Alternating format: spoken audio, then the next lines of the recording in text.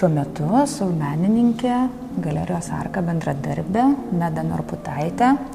Esame Latvijoje, Marko Rotko meno muziejuje, kuriame veikia Medos paroda Pleištas.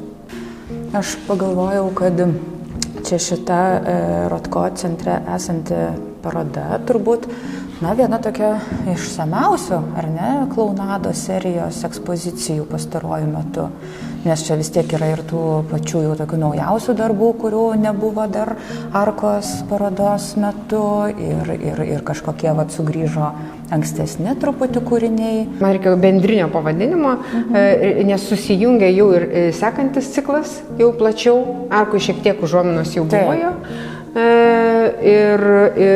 Kur, reiškia, aš naudoju kanoninius meno kūrinius arba jų pavadinimus, arba kažką, reiškia, kaip inspiracija, ar ne, bet šneku apie tą patį, šneku vis tiek apie žmogų, apie jo jausmus, būsenas, santykius, elgsenas, tai tas išlieka, mano visoje kūryboje, ar ten natiurmortą tapyčiau, peizažą turbūt ir visai kitą. Menas kaip toks, jis kaip pleištas įsiterpia į kasdieninį mūsų gyvenimą ir arba parodo mūsų ydas, mūsų kažkokius, reiškia, blogus, nežinau, reiškinius ir kas tai bebūtų, ar pačiam tam elgesį žmogaus, ar įvykiuose kažkas ar nesusiklosto.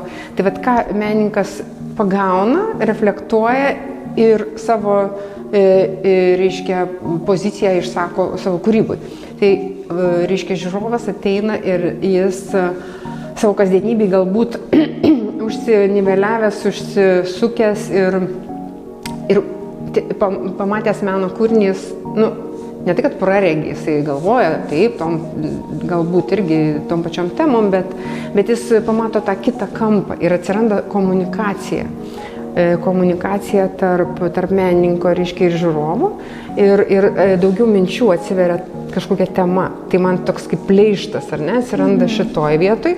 Truputį kiti pavydalai, kaip minė, kitos inspiracijos, ar ne, platesni kontekstai, nes jau tos konstruojamos kompozicijos ne tik tai, tos personažus kažkaip tai įjungiant į tam tikras situacijas darbuose, kaip daugiau su klounada buvo, bet jau yra būtent tos kitų meno kūrinių, menininkų, dailės istorijos, religijos, literatūros, daug labai tų tokių plačių kontekstų, kurie susijungia, susipina per tavo tą interpretaciją, atsiranda tavo darbuose. Tai kaip ateina tos istorijos, ar jos labai kažkaip, nežinau, ar tu sąmoningai jų ieškai, ar jos kažkaip tave labai natūraliai pasiekia, nes tai vis tiek yra tikrai labai platus kontekstai atkeliaujantis ir kažkaip atrodo, kaip tu juos išsirenki, ta prasme, tiems naujai tai darbų tam ciklui.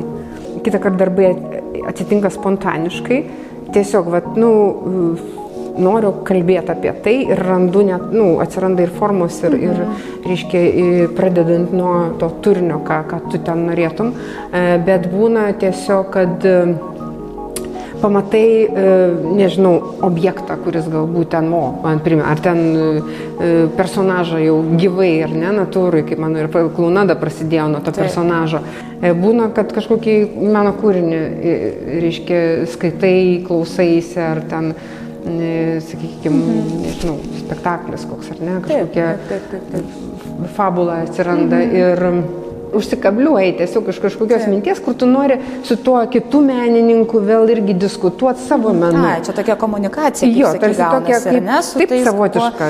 Kuo tam tikrą prasme, tai jau nelabai gali gyvai, tarkim, jau to padaryti, bet tada savo poziciją kažkaip per kūrinį, savo poziciją tuo klausimu išsakai, bet nebūtinai ir meno kūrinys, gali būti tiesiog žmogus. Dar tokių, tarkim, atsiranda tokie inversijos motyvai, nes, pavyzdžiui, ėmiesi kažkokią, tarkim, žinomą istoriją, kaip kad pasaka Raudonkepuraitės, ar ne, ir ją taip analizuodama tu sukeiti roles arba sukeiti tų įprastą elgesį kažkokios tos pasakos veikėjų, herojų, ar ne. Aš daugiau naudojuosi kaip inspiracija, reiškia, vaizdu, sakiniu, žodžiu, personažu.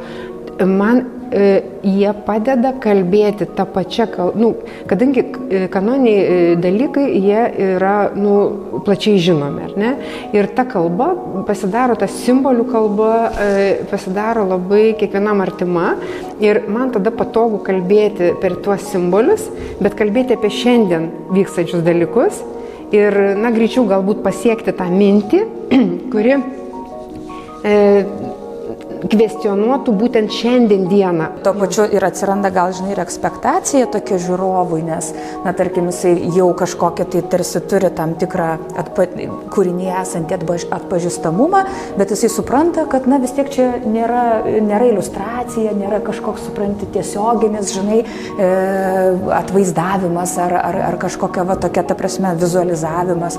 Ir tada jisai ieško, taip natūraliai ieško kažko, kas yra ten ne taip ir kas yra pakeista, sukeista ir taip tarsi įtraukia į tą žaidimo taisyklės, kažkokias tai. Tos taisyklės tarsi kaip ir nėra parašytos, nėra instruktažo, kaip reikėtų tą daryti. Tai atpažįstami tie objektai, ar kažkokie personažai, ar pavadinimai, jie tada leidžia patį tą žiūrovą įeiti tą kūrinį ir tada jau kurti savo istorijas. Ir aš manau, kad žiūrovui ir įdomu yra atpažinti, nes žmonės mėgsta kaip atpažinti patys, kad ne jiem kažkas pasako, bet jie patys atrasti.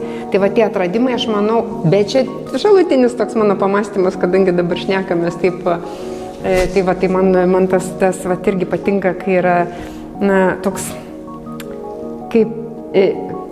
kaip ir viliuosi, tikiuosi, kad mane kaip ir supras, nors nėra mano tikslas, kad mane suprastų iki galo, tai yra mano tiesiog kaip deklaracija, ar kaip čia pasakyti, ar tiesiog save išreiški ir paskui jau leidžiu gyventi šitiem kūriniam, bet tas, kuo daugiau tos cirkuliacijos, aš manau, yra tiesiog prasmingiau ir man pačiai ir aš manau ir žiūrovai tas daugiau duoda.